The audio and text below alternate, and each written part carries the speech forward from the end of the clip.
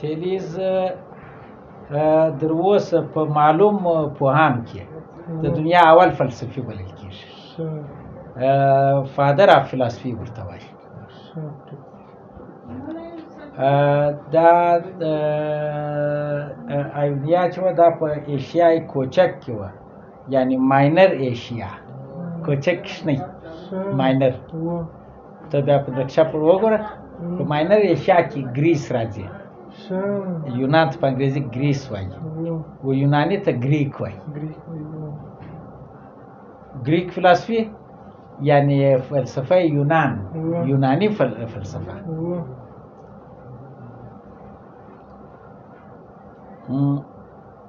د تیریز د مخه چې کوم خلک تیر سوي وو، په هغو کې اووه پوهان ډېر مشهور وو، و هغه ته سیون سیجز وایي. سیج و پوه ته وایي، و عقلمند، و هغو ته سیون سیجز وایي.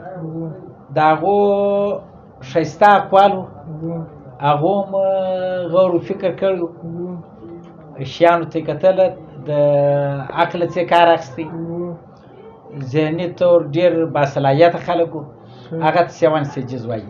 دا د ده د مخه تېر سوي وو، خو فلسفیان نه بلل کېږي. ولې؟ تیلیز اول هغه سړی دی چې د کائنات د یو کل په حواله واخیستی. کائنات یو هول وبالی، یو کل وبالی، لکه موږ چې یونیورسل. نو دغه یونیورس یې وبالی. دا هغه اول سړی دی چې د کائنات په باره کې دا سوال راپورته کوي چې دغه کائنات د چیز څه جوړ دی. د ده د مخه پر مختلف شیانو باندې به سوچونه کېدله. یعنی د کائنات پر اصل باندې سوچ چا نه و راپورته کړی چې د کائنات اصل یو دی، د کائنات اوریجن یو دی. پر دې چا سوچ نه و کړی. د ده خوبي دا ده چې دا هغه اول سړی دی چې دغه سوال یې پورته کوي چې کائنات د چیز څه جوړ دی، او دغه چې د کائنات پرنسپل یو دی، د کائنات اوریجن یو دی، د کائنات سټف او میټریل یو دی. نو د خپل دغه سوال په جواب کې بیا دا وویله چې دغه کائنات د اوبو څه جوړ دی. د کائنات اصل اوبه دي. all things are water. په انګریزي کې مشهوره دی دا د ده قول. تمام شیان د اوبو څخه جوړ دي. سړی به ووایي چې پر ده خو دا سوال کېږي چې دا خو دونه ښه جواب نه دی.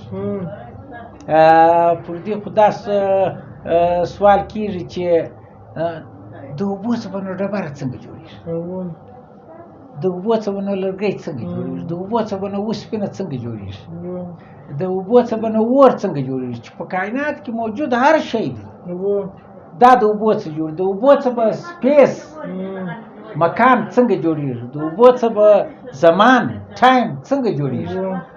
د کائنات اصل چې اوبه کې دا ګرد شیان به د اوبو څخه جوړېږي.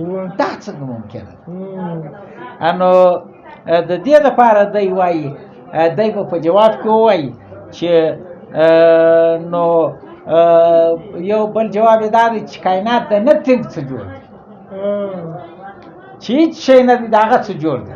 یا یو شی به ته راوښیې چې د دغه شي څه جوړ دی. چې هر شی ته راښیې پر هغه زما دغه سوالونه دي زه کوم.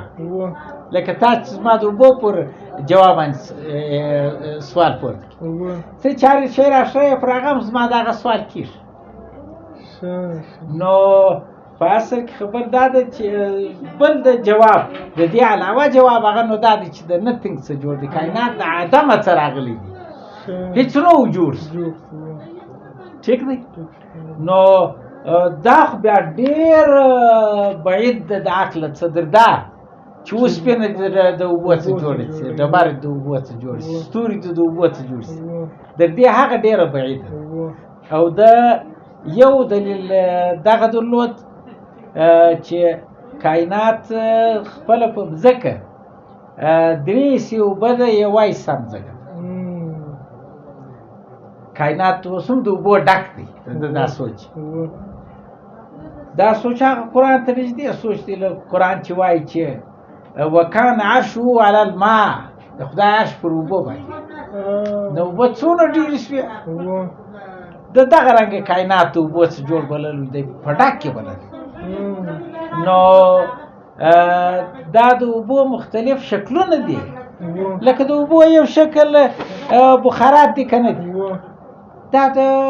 دا بخارات دي چې تی اکسیجن بولي چې تی هایدروجن بولي چې تی نایتروجن بولي چې تی دغه مختلف ګیسونه دا بخارات دي دا د اوبو د بخاراتي کیفیت دي د اوبو ګیشیس سټیټ دی دا موږ چې ګیسونه او دا د اوبو لیکویډ سټیټ دی دغه ته چې دا تیل دی دا اوبه دي دا د اوبو لیکویډ سټیټ دا بهیشت شیدې علی هذا القیاس او پات سو دغه کلک شیان دا د اوبو سالیډ سټیټ دی لکه د یخی یو سالیډ سټیټ یخی دی انو د ډیر پیچیده مرحلو بعد اوبه دې لکه یخی کېږي چې دغه دم د اوبو نجابه د اوبه یخی څنګه شي لیکویډ یخی څنګه لیکویډ کلک څنګه شي دغه بیا په ډیر پیچیده پروسس کې به لرګی سوی په ډیر پیچیده پروسس به ډبره سوي دا یې سالیډ حال نو ګیشیس سټیټ لیکویډ سټیټ سالیډ سټیټ دا ګر د اوبو د مردله ته ویل بخارات دي اوبه خپله دي او یخی نو دا دغه دی وایي دا هغه دی نو دا د نیچرل پروسس دی چې د اوبو خپل عمل دی چې دغه شان دي د اوبو څخه جوړ شي ټیک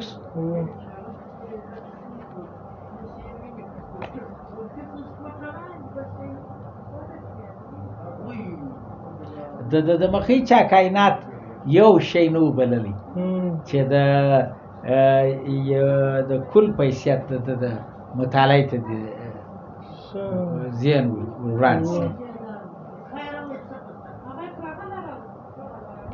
نو یو کازل ریلیشن د په دغه کې معلوم شو کازل ریلیشن یو د کائنات اصل دی یو دغه شان دی چې دغه اصل سره راوتلی هغه اصل کاز دی دا شان افیکټ ټیک هغه پرنسپل دی دا شان فینومنا ټیک هغه اوریجن دی دا شان ځین راوتلی نو دا د دنیا اول سړی دی چې ودې ته پام سو چې هر شی یو کاز لري نو کازل ریلیشن د علت رشته د متعارف کړل په دغه سوال چې د کائنات اصل چیشت د کائنات کاز چیشت دی باید دا وایي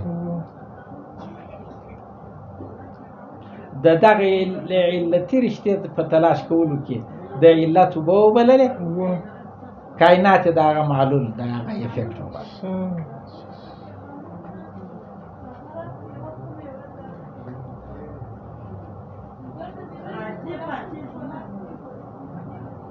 معلومیږي چې د کائنات پر مختلف اړخو باندې سوچ کړی دی او د دقیق مشاهده او مطالعه بعد دغه نتیجې ته رسیدلی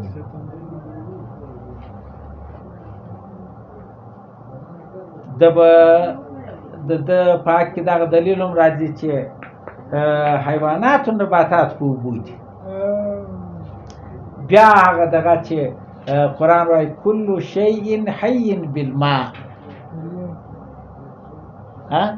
هر شی په اوبو ژوندی کل شیء حی بالماء هر شی په اوبو ژوندی نو دغه هم چې نباتات او جمادات یعنی د لیوینګ بینګ اصل اوبه دي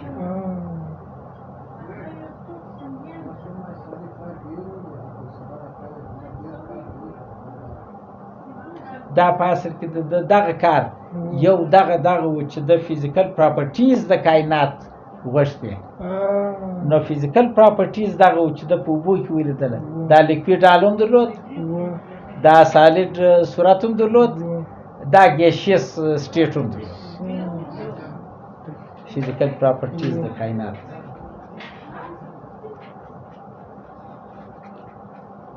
د ده ذکر ارسطو کړی دی.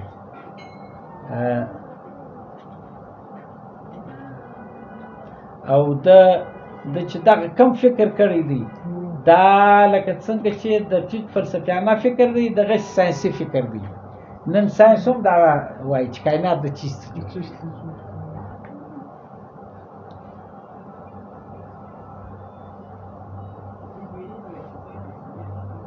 او بل خبر د دې څخه علاوه تیلیز وایي ارسطو لیکي چې تیلیز وایي چې په مقناطیس کې روح شته. روح ته په یوناني ژبه کې سایکي وایي. د دغه څه سایکالوجي ده. سایکالوجي یعنې علم روح.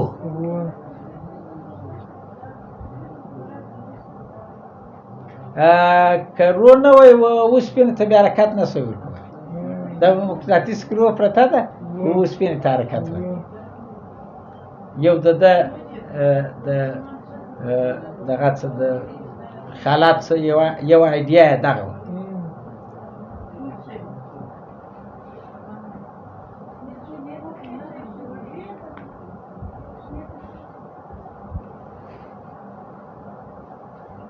دی وایي یعنې د دې څه مراد دا نه دی چې روح څه مراد هغه شی دی هغه شعور چې لري لکه انسان. یا د روح څه مراد انهرنټ پاور دی. د یو په هر یو شي کې یو اندروني طاقت شته چې هغه د سپریچول حقیقت لري، سپریچول حال لري. دا د مقناطیس د ډېر ښکاره دی. دغه د تیریس په باب کې مختصر مجلس